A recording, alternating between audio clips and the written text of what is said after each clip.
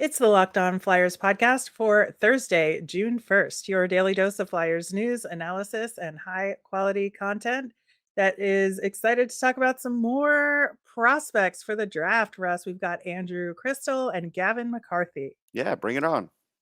All right, we'll do that plus get into some player development staff changes behind the scenes at the Flyers, all on today's show. Your Locked On Flyers, your daily podcast on the Philadelphia Flyers. Part of the Locked On Podcast Network, your team every day.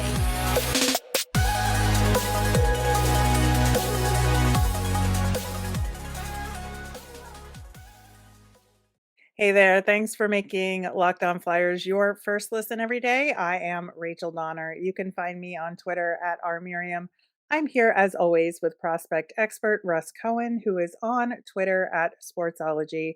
This episode is brought to you by FanDuel Sportsbook, official sportsbook of Locked On. Make every moment more. Visit fanduel.com/locked on today to get started. You can subscribe or follow us for free over on YouTube. We're now on the SiriusXM app as well. Anywhere you listen to podcasts, you'll get our latest episode as soon as it's available here on the Locked On Podcast Network, your team every day. Russ, we got some news not from the Flyers, but from Anthony DeMarco over at the Fourth Period about some player development staff changes that have happened with the Flyers and some potential other ones, which have not been set in stone yet. But apparently, Riley Armstrong, who is an assistant coach with the Phantoms from, I believe, the last 2 years with Lappy, will be the new director of player development. So Mike O'Connell will be leaving, as well as John Riley, who have been part of the group for a while now. And that our supposition is correct that Alan McCauley will likely become the GM for the Phantoms. Again, good group of guys, not a ton of experience doing these jobs. So I'll be watching. That's just a fact. I looked at Riley Armstrong, and I saw that he has a history with the Maine Mariners. So clearly, Briere knows him, and that's great. I don't know if he's ever set up a rookie camp, as an example. I think that's kind of a complicated thing to do. And, it's not just about what these guys are doing on ice in drills on ice. There's a lot of off ice stuff. There's a lot of training techniques. There's a lot of things on land that we never get to see, that they're recording and measuring and doing all those things. And I would like to see, if there are advancements in that, because I know it's easy for like a reporter to kind of look at camp and, shoot a video and say, look, they're doing this drill. That's a really small fraction of what you're trying to do. There's a lot more going on behind the scenes than that. Yeah, my understanding is that Riley Armstrong does a really good job with the Phantoms Hmm. and as a coach, and I think that there are absolutely some transferable skills here. I think Sure. that part of the inherent role of an AHL coach is player development, because you have a lot of prospects on the team there, and as an assistant coach, you're focused on more specifics of gameplay and individual player stuff, as opposed to the head coach who looks at overall strategy and overall systems and things like that. I think that it could be a good thing, but I think, to your point, there is a lack of experience with some of the other stuff, and this is a wait and see thing for me. Not going to prejudge, but I don't know. There isn't a proven history here either to fall back on to Right. That's show all I'm that saying. he's yeah. And if I were him, and like if it were me and I got hired in that spot, there were two or three people that I would have hired already, and had it all be announced at the same time. Like, hey, it's not just me, but it's me, and it's this skating coach, and it's this shooting coach, and it's and maybe they'll do that, but I don't get the sense that they're doing that.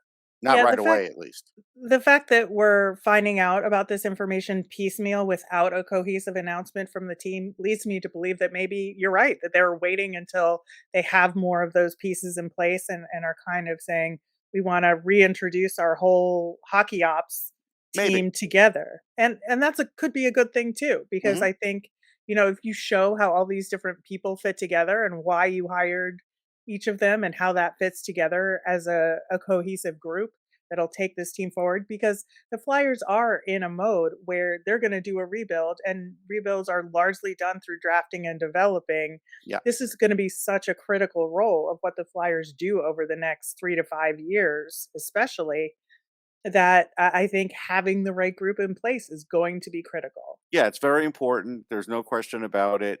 I think from an optics standpoint, again, uh, and this is something that has gone through the Chuck Fletcher group and is now trickling into Briere's, and that is we don't get information quick enough from this franchise. We just don't. We hear these little leaks, and 3 or 4 days ahead of before they end up announcing it, and they used to be a little bit quicker to that or more transparent than that, and we just don't see that yet. Yeah, it's going to be very interesting to see how the rest of the summer rolls out on this front with all this player development staffing. Tony Androkidis, who covers the AHL, was able to confirm some of that information, as well as saying Brady Robinson is going to be a goalie development coach in the organization, staying with the organization, and Shel Hmm. Samuelson is going to move from his player development role to a different role, as yet to be determined. So there will be some additional changes, and we Right. talked about, at least I talked about one of my nemesis of the week candidates was, what is that first big move going to be, right? What is that first thing they do to put their mark on the organization? And if this wholesale adjustment of the player development group and who they're bringing in, is that, it'll be interesting to see how they actually formally roll it out. Yeah, like as an example, I don't think there's anybody on staff that could replace Shell and what Shell was doing. He has done it for a lot of years. I feel like Yeah, he's he gotten knows defensemen better than almost he's anybody. he's gotten very good results. He's also worked with his son, who's a very good defenseman. I mean, there's a lot of talent there. So I don't think there's anybody on staff that they have. This is one where I feel like they need to bring it in from the outside. But if they don't, then I'm going to be a little skeptical and say, okay, these are big shoes to fill. Not because he's a big 6'7" guy, Right. but they're big shoes to fill. Yeah, absolutely. Shel Samuelson has been such a critical part of this organization's history, Yeah, on and off the ice, and so I hope they find the right role for him, me too. especially, just because I think he's a tremendous hockey mind that we need to benefit from his experience. Yeah, And no the way he question. does it quietly, but methodically, without demanding any public adoration or credit, what a guy, Right, no, honestly. it's true. I mean, he really doesn't get much except for the couple of interviews we do with him in rookie camp or training camp, and but the Mhm. guys love him, and he works really well with people, like he does. And that's the thing. So we'll see. Again, that's a tough position to fill. Yeah, absolutely. I do want to follow up a little bit on yesterday's discussion we had on the Flyers draft philosophy, coming out of our mailbag questions. And, we, as part of that, asked to say, okay, fans, like, what do you think the temperature of the fan base is in terms of what their number 7 overall pick should look like? Or is it best available no matter what?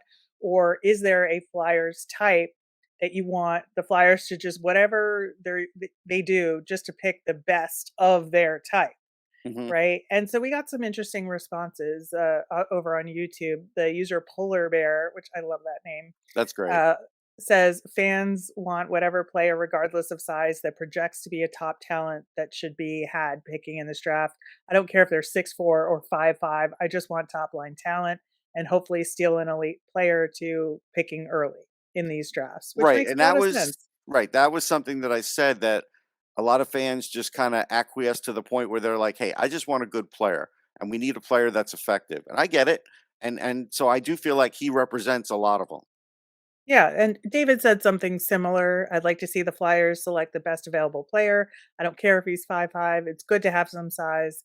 There are games where you need that. I think a well-rounded team with great shooters, playmakers, speedsters, and heavy hitters will be best suited for the variety of teams that the Flyers will face. And I think that's what we were saying He's as right. well. We Like, are. Yeah. yeah, like we just want a well-rounded team. And based on who the Flyers currently have in the prospect pipeline, taking a risk on a smaller, more skilled player with a higher upside is maybe the right move to make now. Hmm. It's not that, these other kinds of players aren't valid. We just have them. So we Right. don't need them right now.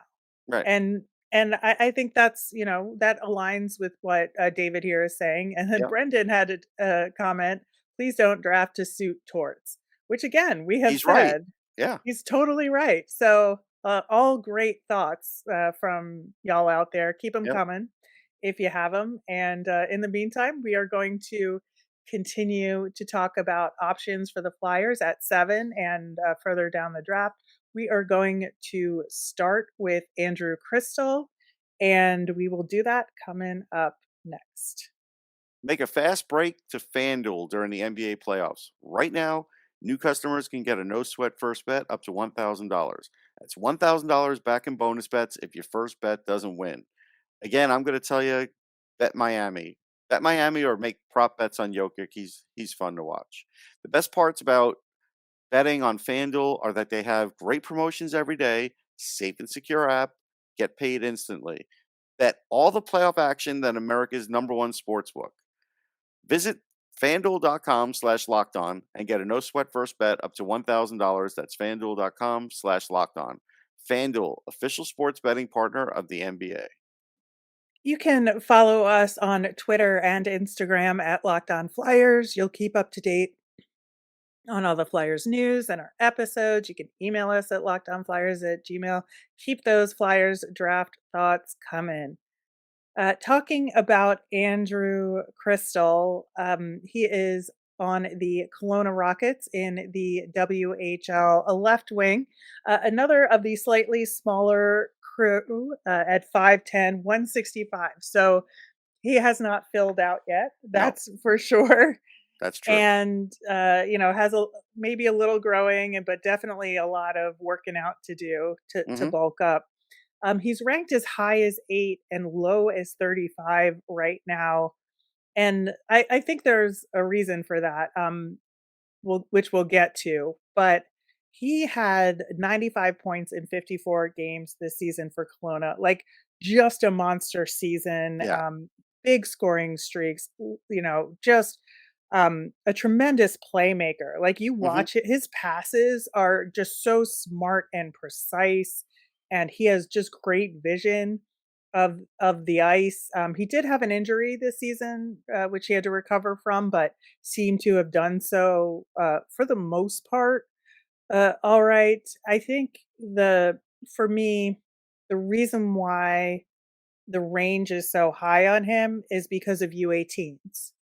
I think, with some of these rankings that happened after U18s, he went down a peg or two because he struggled a little bit early in that tournament, and it took him a while to get on the board. Once he did, I thought, he was okay. In the 7 games played, he had 6 points, 2 goals, and 4 assists, but that is certainly not the production that was expected of him going into that tournament. And so I think where he may have been at 5 or 6, now he's like at 7 to 10 in a lot of people's eyes. I had him around 10, and then I dropped him to, I want to say, maybe 15, 18. The reason is the biggest reason was U18s, but also lack of commitment to defense. And that is something that, hey, he could get better at. I'm not saying he's bad defensively. I'm saying is Mhm. it's not a focus of his right now.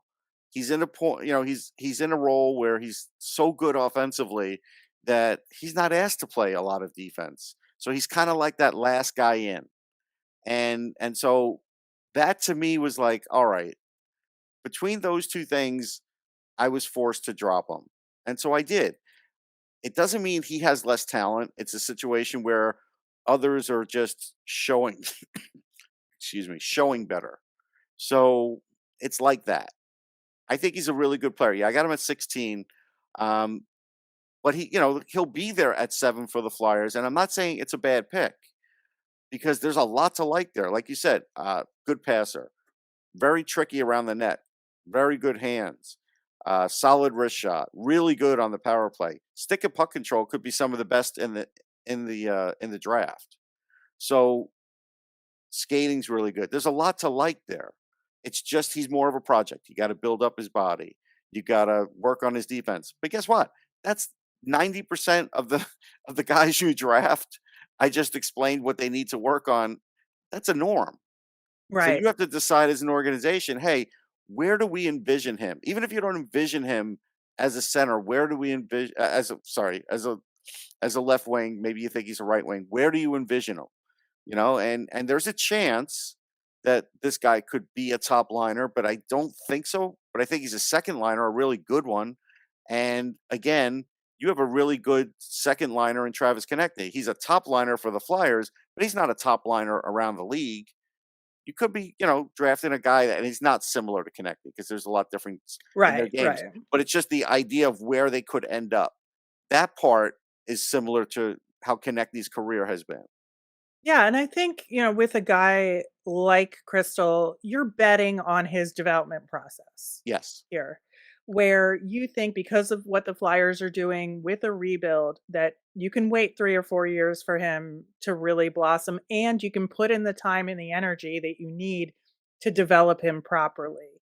And it's okay that he Sure. won't be here sooner. And I think that's a valid philosophy to have for this pick, given we talked about the timeline for the cap yesterday on the show, and we're not going to be signing any prominent free agents until like 3 years from now, likely. Right. So if Crystal's not here for 3 or 4 years, that's okay, Yeah, right? and to go And over and that, he does people have that upside, right? yeah, people were a little confused. We did this 3-year deal because that's what we think the Flyers are gonna be working under, not that what we Hmm. were be working under. So, again, yeah, he falls in this range. He does. Yep. He might be a year after that, and if things are really smoothed over and you've got a higher talent level, yeah, there's gonna be a good role for a guy like this.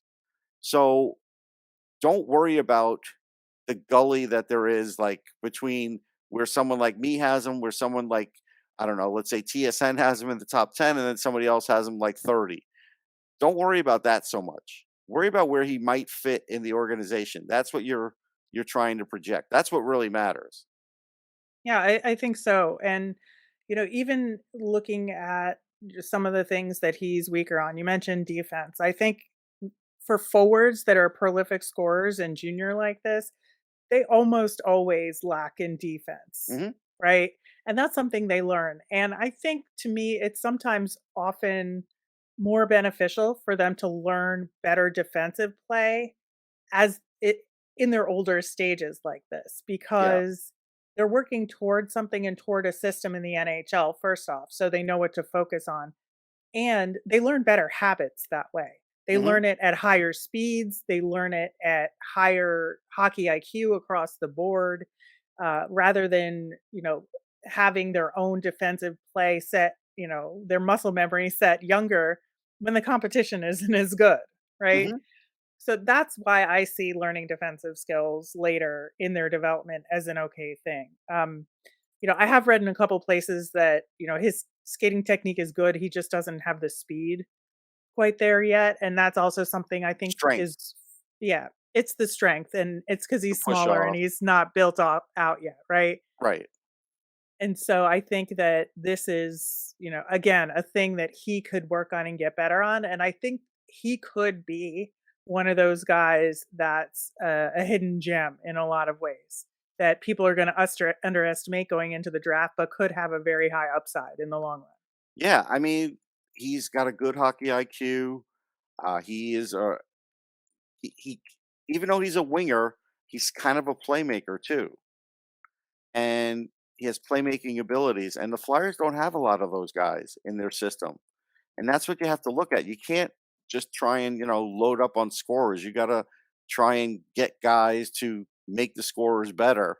And And I've have said that it. well-rounded team we You need, just and talked that's what you about. do need for that well-rounded Mhm. team. And so, yeah, I'm not against them drafting a guy like this. I'm sure there'll be some groans from fans when they see 165 pounds, but whatever. You just got to get over that. Some fans, yeah, Yeah, as we some. just talked about. Yeah, Yeah, I think that's spot on, and I think the reason not to draft him is because you have more confidence in the skill and the place on the team in other guys over right. him. That he's just lower on your list. And I think that's also fair. And we wanted to talk about Andrew because he has been mentioned in a lot of cases, and there are high expectations for him Hmm. moving forward. And so it's really important to discuss these kinds of guys because teams go off the board a little bit and surprise you, and the Flyers could be one of those teams that do it. Yeah, absolutely. I mean, again, the Flyers have picked guys from the Western League. That's it's a fact. Provorov came for the Western League, just as an example. So yeah, you've got to stay up on some of those players because you don't get to see them as often. You don't get to hear about them as often in this part of the world. And so yeah, I wanted to bring him in, and you wanted to bring him in because of that. Yep. All right. Well, we are going to continue to talk about third round pick options because those are important too. You got to, draft good prospects at that level as well. We're going to talk about Gavin McCarthy coming up next. So, Russ, you wanted to talk about Gavin McCarthy. Hmm. He plays for the Muskegon Lumberjacks in the USHL. I love that, Muskegon Lumberjacks. Oh yeah, me too. Um, but they are not a great team. They're in the bottom third of the league. So gotta take, where Gavin falls in the stat list with a grain of salt because again, Yeah. did not have a lot of great guys around him. But he is a defenseman. So we haven't talked a ton about defensemen at this level in the draft. He's 6'1, 182 pounds. So not a small guy. He is the second highest points on Muskegon for defensemen, and he is a younger draft prospect. Yep. Tomorrow is his birthday, so happy birthday, Gavin! Yeah. And so he's just turning 18 then, and so he's got a little bit more time to develop, as we've mentioned with some of the younger guys. He's ranked late second round to early fourth round, so this is like prime third round Yep. territory here. And my personal favorite thing about him is he's a Boston University commit for next year. Excellent program.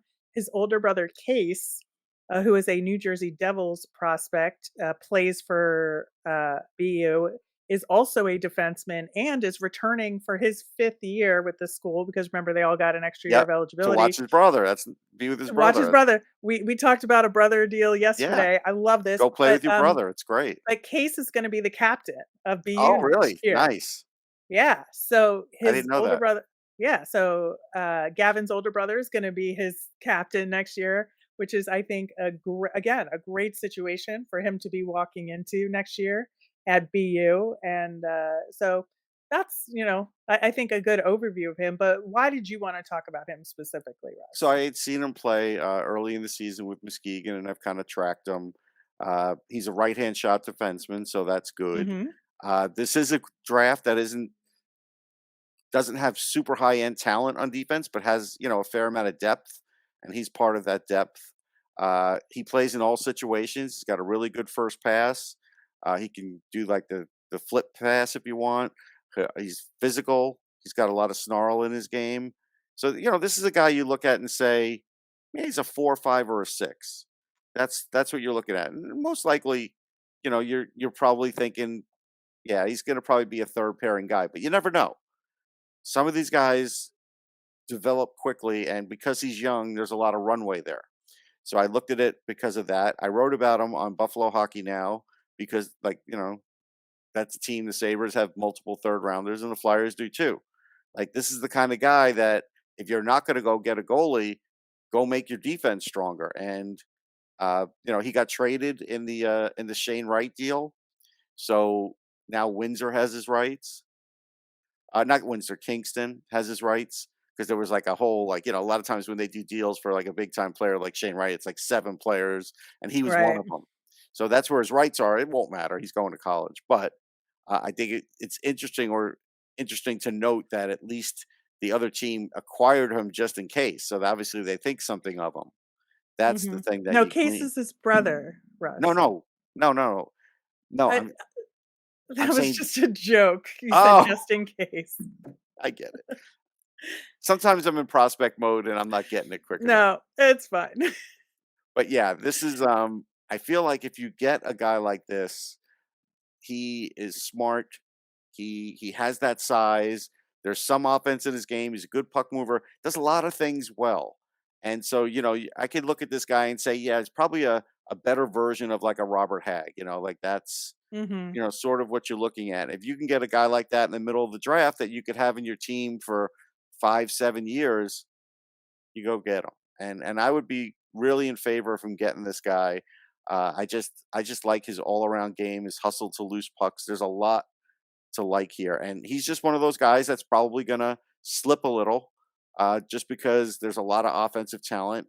But there'll be a point where teams say, we got to start focusing on defense, and that's when he's going to go. I don't know if it'll be at the end of the second, but I could see it going in the third. I'd be surprised if he lasts till the fourth. Right.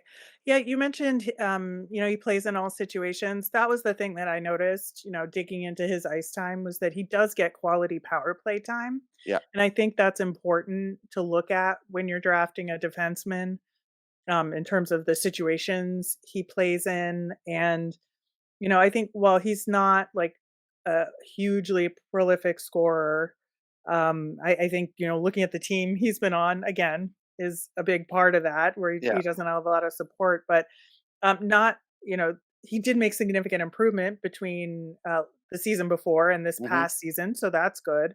Went from 13 points to 27 points in fewer games. Hmm. So I think that's a big deal. And the year before, he did get a little bit of time with Team USA in the Four Nations tournament and played really well there from all reports I could find. And so, I think that, yeah, this is like a perfect third round kind of player, Yeah, I right? agree. Where there's just so much potential there. And you look at him going to BU in that environment. Like, I think he really has an opportunity to thrive there. He's just going to have to work really hard. Yeah. And he seems like the kind of kid that would do that. Yeah, from all indications, he would do that, and I think the Flyers will have competition at some point in the third to do it. So, maybe this is where they have to move up in the third to get him. Whatever, it depends where he is on their board, but hopefully he's on their board. Yeah, I think he would be a great candidate for one of those picks. Want to wrap things up with a little fun thing. Andrew Cristall scored a lacrosse goal a couple of years ago, so wanted to include that highlight in the show notes for today. We will do that. It's a pretty sweet one too, so highly Just don't show recommend. it to John.